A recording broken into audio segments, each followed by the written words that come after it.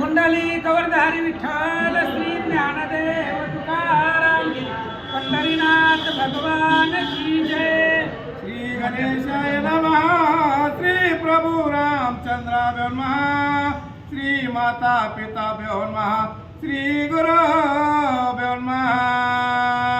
कपे पुरुषार्थ अति प्रचंड राक्षसांचे बळवंड प्रताप ऐकता काळे तोंड लाजा वितंड लंकेशा। कथेचं अनुसंधान ग्रंथ करते श्री संत एकनाथ महाराज या ठिकाणी सांगतायत। हनुमंतरायाचा अतिशय प्रचंड असणारा पुरुषार्थ ज्यावेळी सभेमध्ये विभीषणानं वर्णन केला त्यावेळेस राजा रावणाचं तोंड काळं झालं आणि लाज वाटू लागले। हनुमंताचे अति प्रभा विभीषण वालिले बाळा येणे राक्षसे सकाळा तळमळा पै करती। हनुमंताचं अतिशय बळ ते असणाऱ्या विभीषणजीनं सभेमध्ये वर्णन करून सांगितलं। त्याबरोबर एक एक राक्षस अंतकरणापासून तळमळ करू लागले। विभीषणाचा राग येऊ लागला। राक्षस सेनानी प्रधान अवघे झाले नदीना सभा समतला जयमान म्लान वदना दशमुखा। हनुमंताच्या पुरुषार्थाचं वर्णन केल्याबरोबर एक एक राक्षस प्रधान मंत्री सगळेजण थरथर थर कापू लागले।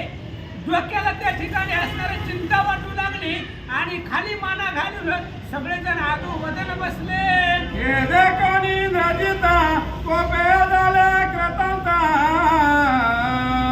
विवेचनाची बोलाता निज पुरुषार्थ वर्णनी।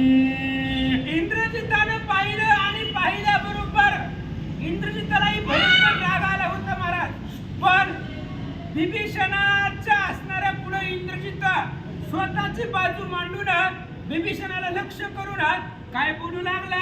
इंद्रजित बोले कोपायमान इंद्रजित व धर्म संपन्न बुद्धियुक्त प्रसन्न करित वचन का वदसी। इंद्रजित रागानं बोलू लागला, काका अहो तुम्ही धर्म जाणता, धर्म संपन्न आहात आणि आपल्याच सैन्याला राग येईल असं दुष्ट प्रकारचं वचन आमच्या सैन्याला का बोलतात? इंद्रजित सांगू लागला। सेनानी राक्षस गान निर्वत्नीय प्रधान राम लक्ष्मणाची अंगमान परम दारुणवाणीची।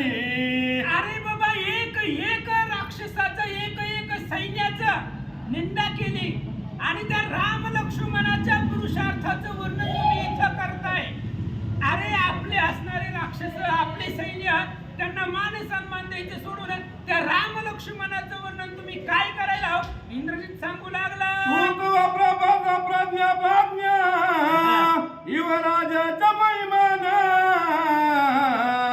रायाचे कोचले अंतकरण आईचे कठीण का वदसी। अहो काका तुम्ही विवेकी आहात, धर्म संपन्न आहात, अतिशय प्राज्ञ आहात, तुम्हाला लक्षात येतं मग आमच्या सैन्याचा अपमान होईल असं आणि राजा रावणाचा अपमान होईल असं सभेमध्ये का बोलतात असं सांगू लागला।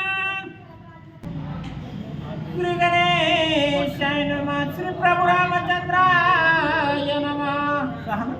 आठ या सातवी पाटी थापटी पाटी थापटली अडका आणि कहाणी चारी थडका तैसे सेनानी सैनिका सन्मान देखा तुआ द्यावा। आणि इंद्रजित सभेमध्ये विभीषणाला सांगू लागला, महाराज येडक्याच्या पाठीवरती जर थाप मारली तर ती असणाऱ्या पाठीमागं सरून अनेक आपल्याला मारण्यासाठी अंगावरती धावतं। तशा पद्धतीने आपल्या सैन्याने काहीही बोलू द्या, ते आपलंय आणि त्या सैन्याचा मान सन्मान तुम्ही करायचा असतो आणि त्यांना उद्देशून नाव ठेवून राम लक्ष्मणाचं वर्णन का करायला तर इंद्रजित बोलू लागला।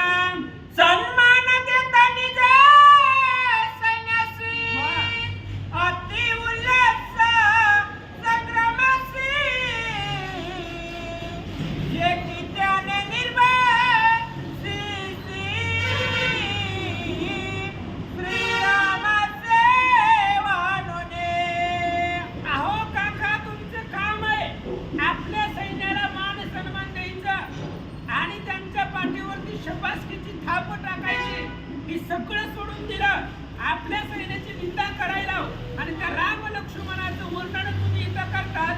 इंद्रजित सांगू लागला, राजा तुझा ज्येष्ठ बंधू, तू अति कनिष्ठ वदसिवा तू, येणे युवराज संबंध अति विरुद्ध वाढला. इंद्रजितानं सांगितलं, काकाजी, राजा रावण राजा आहे, आधी तुमचा मोठा भाऊ आहे, मग भाऊ भावाचा सन्मान करावा लागतं. तुम्ही राजा असून तुमचा भाऊ असून त्याची निंदा करायला, त्याच्यामुळं राजा आणि युवराज यांच्यामधला जो विरोध आहे तो विरोध वाढेल असं इंद्रजित सांगू लागला.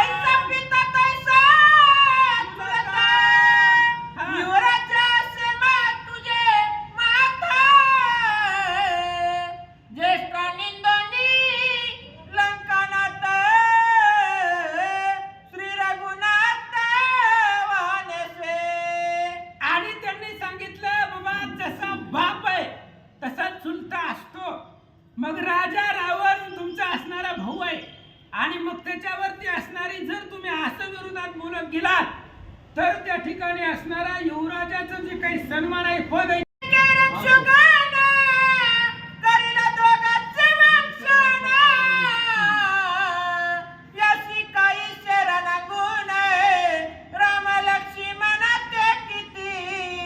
अध्यायाच्या नियमाप्रमाणे गौरी गणेशाला वंदन करून कथेचं अनुसंधान.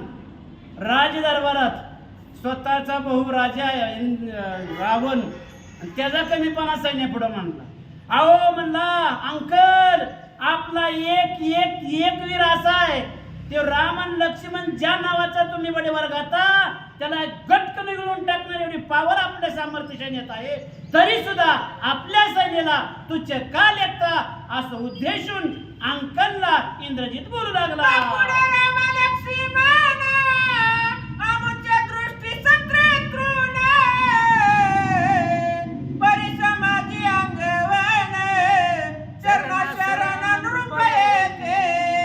अहो तुम्ही ज्या राजाचं, ज्या लक्ष्मणाचं, ज्या रामाचं पवाडा गाता ते आमच्या दजरा पुढे असणारा चिल्लट आहे, ते चिल्लट. परंतु आम्ही तुम्ही असणारा श्रेष्ठ म्हणजे चुलताय, जसा बाप तसा चुलता म्हणून मान राखतो, म्हणून तुमचं दर्शन घेतो. तुमच्या मुखातून आपल्या सैन्याला उद्देशून ही शब्द निघावा असं तुमचं कर्तव्य नाही, इंद्रजित बोलू लागला.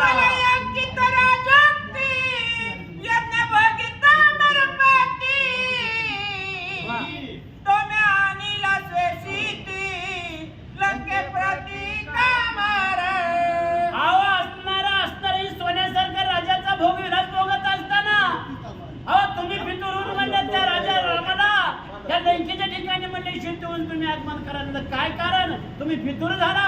अनेक दृष्टिकोनातून इंद्राजी तुम्ही विचारणा बोलू लागला. आसोंडवणी ऐरावती अर्धत पडिला शेक्षिती, संत उपटोणी घेतला हाती, त्रिजगती स्थळी कापे.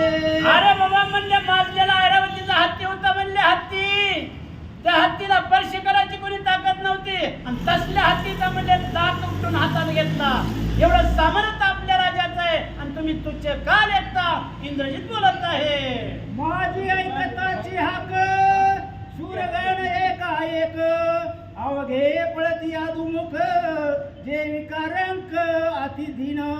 विभीषण दादा म्हणले त्याचा सोडून द्या, माझं नाव काढलं की म्हणले असणारा 33 कोटी देवाचा राजा इंद्र 17 वेळा म्हणले त्याला जिंकून मी म्हणले राजदरबारात तिथे आणला. माझं नाव जरी नुसतं काढलं थर थर थर कापते ती. आणि काय तुम्ही मंडळपणा विरोधकाचा गाजवता, विभीषणाला बोलता. इंद्रजित सहित अमर कोडी, ते मेघातली बांधवडी, ते काही श्रीरामाची पौडी, साह्य माकडी वाणीसी. इंद्रजिता सहित 33 कोटी देव म्हणले सगळं बांधवडीत घातलं म्या, एवढं माझं सामर्थ्य आहे. आणि तुम्ही त्या रामाची लक्ष्मणाचं काय म्हणले गुणगान गाता, आमच्या पुढं चिलाट आहे चिलाट. गरजून असणारा इंद्रजित बोलू लागला. अंगद सुग्रीव हनुमंत, नळ नीळ जांबुवंत,